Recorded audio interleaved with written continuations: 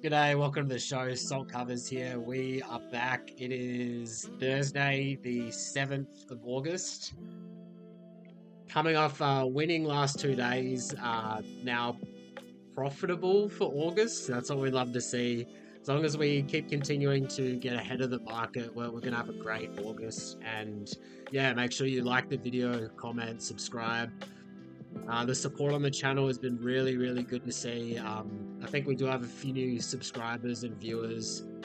Appreciate all the support, and let's get into it. But first, we'll look back, and yeah, over the last 2 days, we go 4-2-1 for plus zero point 0.8 unit, and getting the best of the number turned the last 2 days from being losing to profitable. Like here, we bet the Liberty -9 that closes at 11.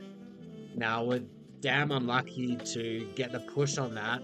It's all part of it, but if we got 9.5, we lose that bet. Like we took that last available 9 to win, to at least get a push. I like to think like a push is a win. I don't care. Like as long as it's not a loss. We did like the over in that game as well. We picked it up at 171.5. That got up as high as 173 or 174, 175. It was a great ticket and it lost. We also had a middle where we were tilted pretty heavily towards the under between the Lynx and the Storm. That total closed at around 157. We picked up an under 165, 161.5 for 2.5 units, played it back at 158.5, and the yeah, that game ends up going way over. So that's annoying. We did cash a nice plus money underdog money line with the Lynx, and yeah, Tuesday it wasn't a good day. We lost just under 2 units that day. Could have been a lot worse, but where we did go very well was Wednesday. We swept the card. Only one game. We bet the side and the total. We parlayed them together and we swept. Yeah, we swept. And like I'm not out here like betting parlays all the time, but I did like my chances to get closing line value on both sides of that. And yeah, we cashed the Valks plus 6.5. Another example of where getting the best of the number is so important.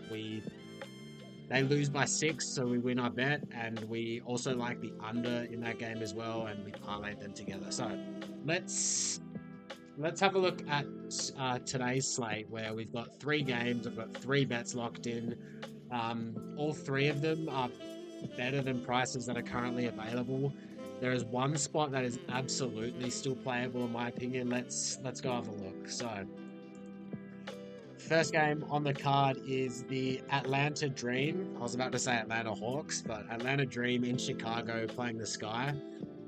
Now this one was very interesting because like we saw this spread open at 8. All the recreational books moved it out to 10, and now it is. And then the sharp books opened it up at around 8, 8.5. So I I'm a little bit confused by that. I certainly don't understand it one bit. Like we have the Sky.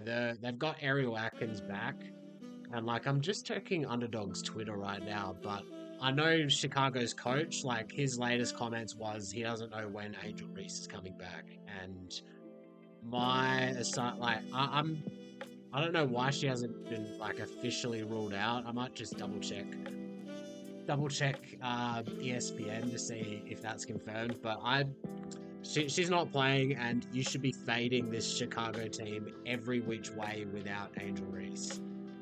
And she's ruled out. Angel Reese is ruled out. So I don't understand this one bit. We do know that Ryan Howard and Brittany Griner are doubtful for this game. I kind of like the Dream a bit better without Griner. Like they're playing double bigs with her and Brianna Jones, and I like them to play better without Griner. She's old, she's slow, and she's actually got a negative net rating for them as well. So we do like the Dream. I picked them up at -8.5. I got -105 on them. Best available price. We do see some nines starting to appear, so you can get a -8, -112 at DraftKings, -8 at Caesars as well. Yeah, go grab that. Absolutely go play that. I might need to refresh my own screen, sorry. Give me one sec. But look, anything 8.5, I would absolutely go play. I make this Dream -12. Dream -12. Yes, they've got a few injuries, but so do the Sky. And yeah, 8.5 widely available. Absolutely go play that. Where I've also got action is on the over. I picked up an over 158. Got that down for 1 unit. And that price is no longer available, but yeah, like me, I don't love chasing steam, and now at 159.5, I think like you're asking for a lot. So, and that's the best available price unless you have Bovada. If you've got Bovada, there's an over 159, which I would go play, but that's as far as I would go.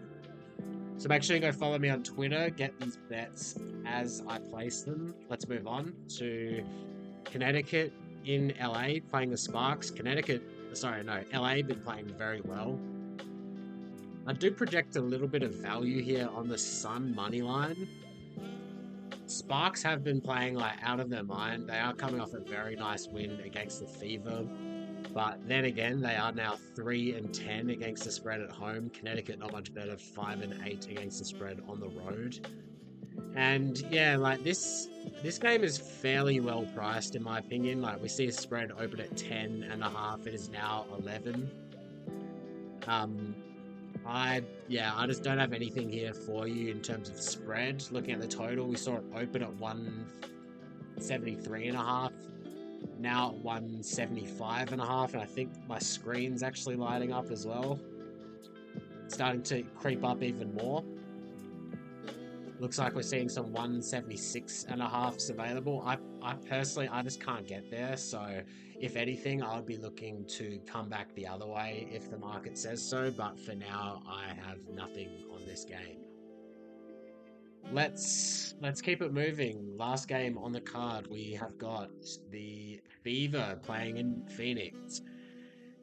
You guys already know where my action is on this game. I keep telling you, like, this Fever team is undervalued without Caitlin Clark. Like, they've been playing really well, and I love the spot for them coming off a loss. They just beat this Phoenix team at home about a week ago, so I do like them to cover the number here. We saw this spread open at 6. It is now at 4.5. I did not get the best of it. I got +5.5. I just missed a 6. I would have loved to have had that 6, but 1.5 units down on Fever, +4.5, 5.5. Looking at the market, it is all at 4 or 4.5 now. So, me personally, I think at this point I would rather just take Fever moneyline. Like, unless you can find a Fever +5, I just think at this point just take the money line. Best available money line price is you can get some +170s. They are widely available. But yeah, I like once it gets within 2 possessions, I most of the time prefer to just take the underdog money line. So looking at the total where we saw it open at 170.5, it is 173 now. And I just can't get my numbers right with this Fever team without Caitlin Clark. They just continue to get oversteam every single game since the All-Star break without Caitlin Clark. They've been playing really, really fast without her. This is one where, again, I'm looking to play back on the under once it starts to creep back down, but so far it's just been nothing but overaction. So I don't have a bet on the under as of yet, but it is a spot that I'm looking at. We see, highest total is 173. We see some Vegas books at 174. So, like I said, let's just check out Pinnacle as well while we are here.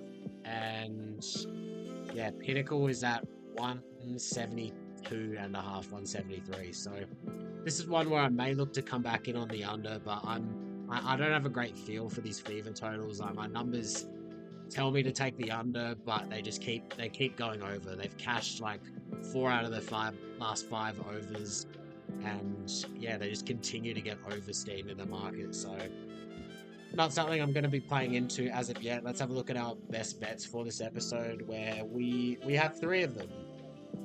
I'm on the Atlanta Dream -8.5. Got that down for 1.5 units -105. You can get -110. That is widely available, and I would go ahead and grab that.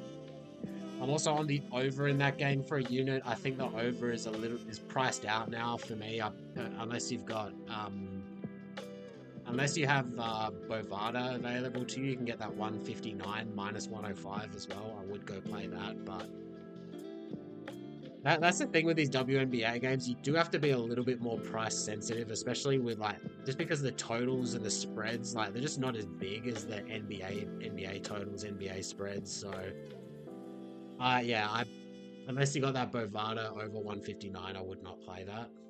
I'm also on the Fever +5.5. Got a great ticket there, +1.5 units. At this stage, I would just go ahead and take the Fever money line. +170 is widely available. Thank you for tuning in. Let me know what you're on. Let me know if there's any spots that you like. Happy to provide my input. Let me know if you're tailing or fading. Let's make it another winning day. Let's sweep the card again. Until next time, let's get the book salty.